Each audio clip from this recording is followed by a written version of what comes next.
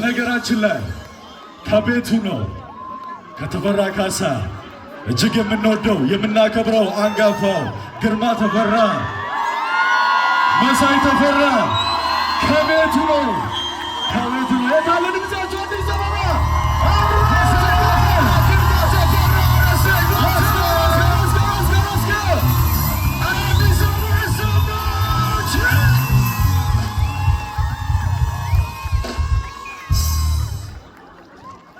እንዴት ነው?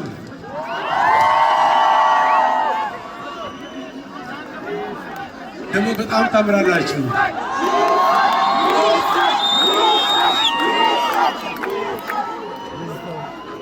ለምን ተቆረ ለምን ቀላ እንደምትሉ እርግጠኛ ነኝ።